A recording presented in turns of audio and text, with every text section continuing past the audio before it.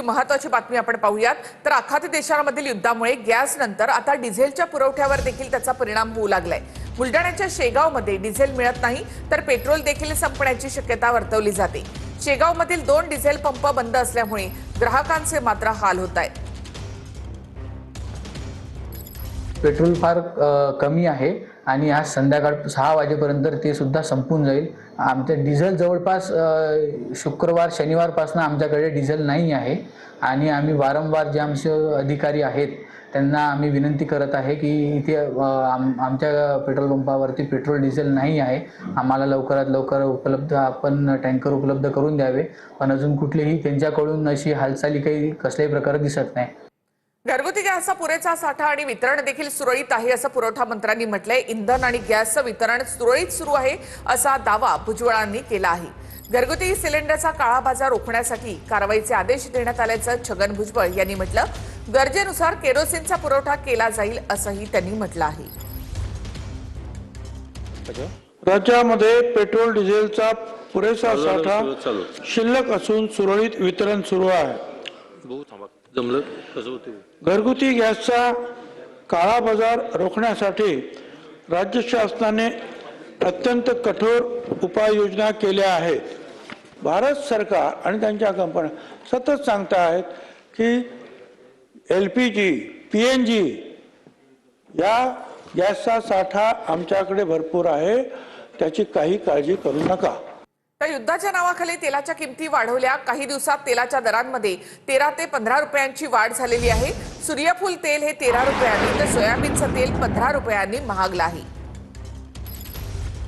तुटवड्यामुळे राज्यात सिलेंडर मिळत नसल्यानं नागरिकांना मोठा फटका बसलाय।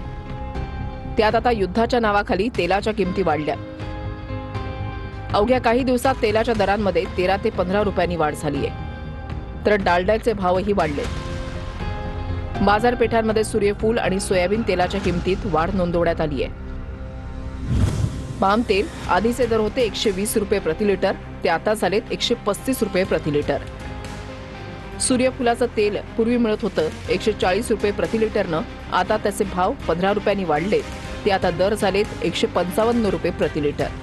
शेंगदाण्याचं तेल आधी मिळत होतं 180 रुपये प्रति लिटरनं, आता 190 रुपये प्रति लिटरनं शेंगदाण्याचं तेल मिळतंय।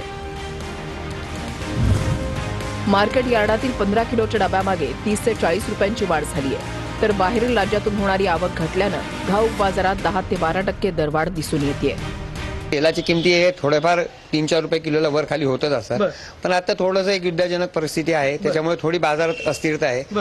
डॉलरही वाढलेला आहे। डॉलर युद्धाच्या परिस्थितीमुळे डॉलरमुळे मध्ये मेन तर तेजी झालेली आहे। डब्यामागे किती रुपये वाढले सर? डब्यामध्ये 90 ते 100 रुपये डबा वाढलेला आहे सगळ्या सोयाबीन, सूर्यफूल आणि म्हणजे युद्धाचा थेट परिणाम पाहायला मिळतो याच्यावरती। हो, थोडाफार परिणाम आहे।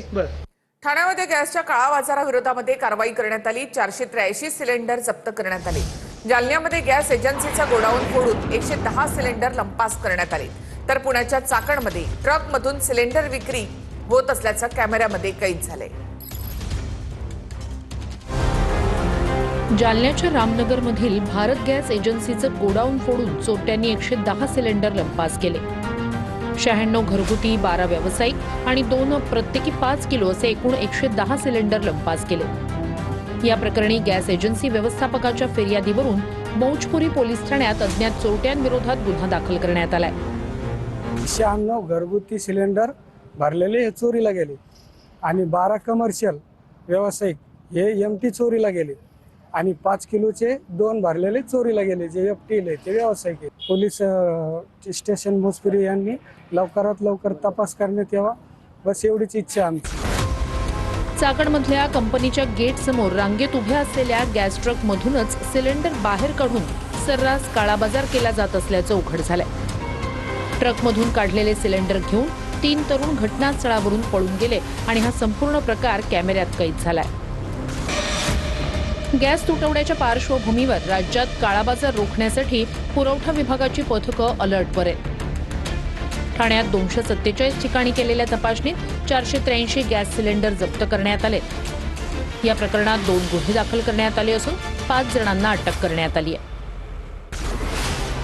नाशिक शहरात गॅस सिलेंडरच्या संशयास्पद साठ्याचा मोठा प्रकार उघडकीस आलाय।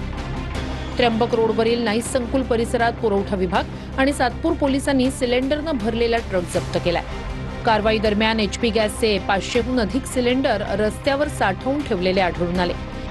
त्यामुळे गॅसचा काळा बाजार सुरू असल्याचा संशय व्यक्त केला जातोय. वसई पूर्वेतील लजीज हॉटेलवर पुरवठा विभागानं कारवाई केली.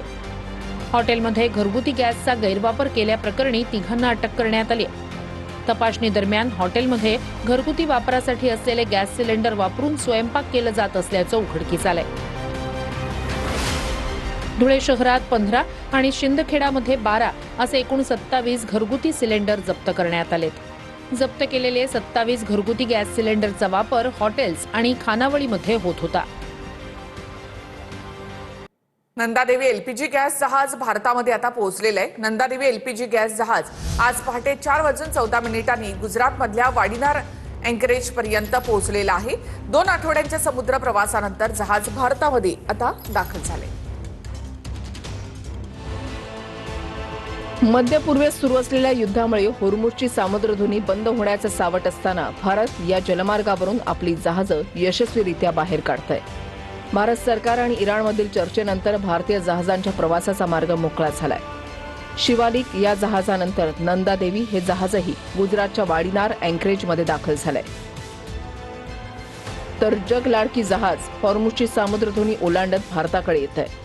इराणनं हॉर्मुझची सामुद्रधुनी बंद केल्यामुळे जागतिक स्तरावर तेल आणि गॅसच्या किमतीमध्ये मोठी वाढ झाली आहे. या संकट काळात भारताला इराणसोबत असलेल्या चांगल्या संबंधाचा मोठा फायदा झाला. भारत सरकार सातत्यानं इराणच्या संपर्कात आहे, जेणेकरून या भागामध्ये अडकलेल्या 20 पेक्षा जास्त भारतीय व्यापारी जहाजांना सुरक्षितपणे परत आणता येईल. शनिवारी भारतीय ध्वज असलेली 2 LPG जहाजं शिवालिक आणि नंदादेवी यांनी हॉर्मुझची सामुद्रधुनी यशस्वीरित्या ओलांडली. तर जगलाडकी ही उद्यापर्यंत भारतात दाखल होईल. कच्च्या तेलाची वाहतूक करणारं जगलाडकी जहाज आता पूर्णपणे सुरक्षित आहे, अशी माहिती जहाज बांधणी मंत्रालयाचे वरिष्ठ अधिकारी राजेश कुमार सिन्हा यांनी दिली आहे. जगलाडकी हे जहाज 14 मार्च रोजी UAE मधून रवाना झालं होतं. हे जहाज सुमारे 81,000 टन मुरबन कच्चं तेल घेऊन भारताच्या दिशेने येत आहे. जहाजावरील सर्व भारतीय खलाशी पूर्णपणे सुरक्षित असून हे जहाज उद्यापर्यंत मुंद्रा बंदरामध्ये पोहोचेल असा दावा करण्यात आलाय. हॉर्मुझच्या सामुद्रधुनीचं संरक्षण करण्यासाठी युद्धनौका तैनात करण्यास मित्र राष्ट्रांनी नकार दिल्यानंतर ट्रम्प यांनी संताप व्यक्त केला. आम्हाला कुणाचीही गरज नाही असं म्हणत ट्रम्प संतापले. हॉर्मुझच्या सामुद्रधुनीचं संरक्षण करण्यासाठी युद्धनौका तैनात करण्यास मित्र राष्ट्रांनी नकार दिला आणि त्यानंतर ट्रम्प यांनी संताप व्यक्त केला.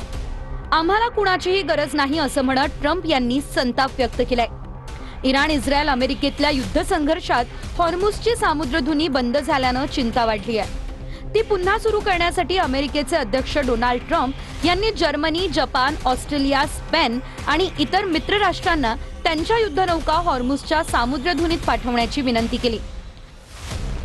यानंतर अनेक देशांनी नकार दिला तर काही देश गप्प राहिले. त्यामुळे ट्रम्प यांनी आता संताप व्यक्त केलाय. संयुक्त राष्ट्र, युरोपियन युनियन किंवा नाटोकडून मंजुरी मिळालेली नाहीये. त्यांना माझ्या गटात जबरदस्तीनं आणण्याचा प्रयत्न करत नाही, कारण आम्हाला कोणाचीही गरज नाही. ही आमची भूमिका आहे. आम्ही जगातील सर्वात शक्तिशाली राष्ट्र आहोत. जगातील सर्वात शक्तिशाली सैन्य आमच्याकडे आहे. नाटोमधल्या देशांनीही नकार दिलाय. त्यानंतर ट्रम्प यांनी नकारात्मक प्रतिसाद भविष्यात नाटोसाठी खूप वाईट ठरू शकतो अशी धमकीही दिली आहे. गरजेच्या वेळी अमेरिकेला पाठिंबा देण्याची मित्र राष्ट्रांची इच्छा तपासणं हा प्रयत्नांचा एक भाग होता असंही ट्रम्प म्हणाले. दिल्ली दौऱ्यामध्ये उपमुख्यमंत्री शिंदेंनी पंतप्रधान मोदींची भेट घेतली. लोककल्याण मार्ग या निवासस्थानी शिंदेंनी मोदींसोबत जवळपास तासभर चर्चा केली आहे. राज्यामध्ये अजून खूप सारे खेळ होणार असल्याचं म्हणत शिंदेंच्या दिल्ली दौऱ्यावरून नाना पटोलेंनी मात्र सूचक वक्तव्य केलंय. यावर शिंदेंनी प्रत्युत्तरामध्ये मी टीकाकारांना माझ्या कामातून उत्तर देतो असं म्हटलंय.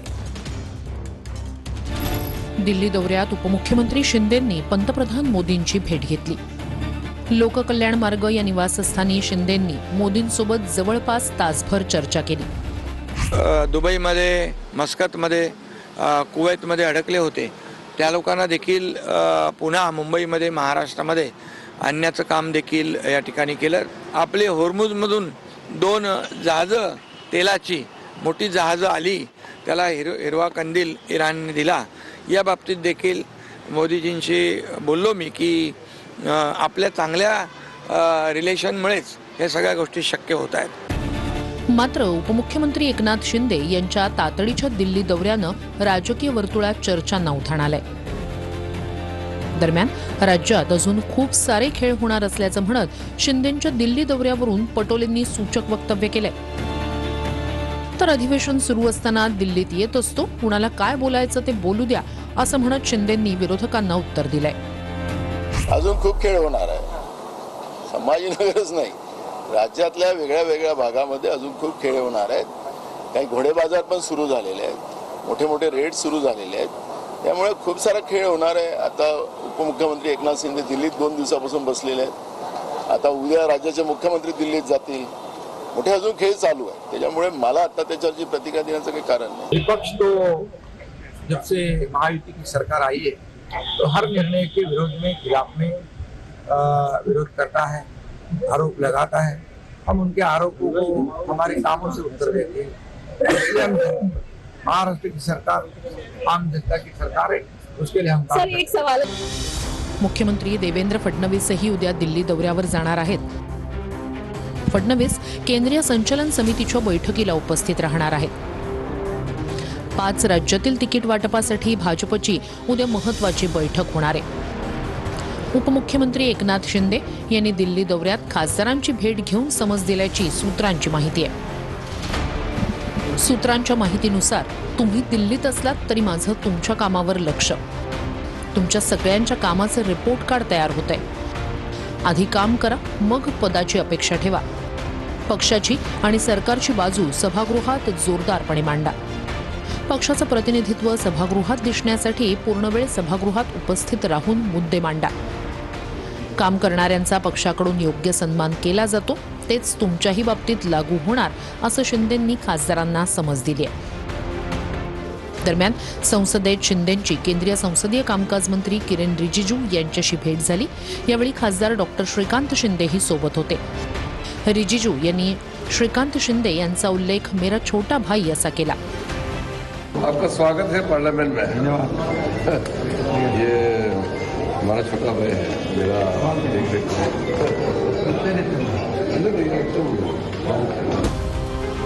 त्यापूर्वी शिंदेंनी लोकसभेचे अध्यक्ष ओम बिर्ला यांची भेट घेऊन विविध संसदीय विषयांवर चर्चा केल्याची माहिती आहे. आंबा काजू या उत्पादकांना सरकारनं एक मोठा दिलासा दिला आहे. अधिवेशन कालावधीमध्येच नुकसानग्रस्त उत्पादकांना सरकारकडनं मदत जाहीर होणार आहे. कोकणातील आंबा आणि काजू उत्पादकांना वाऱ्यावर सोडणार नाही असं मुख्यमंत्र्यांनी म्हटलंय.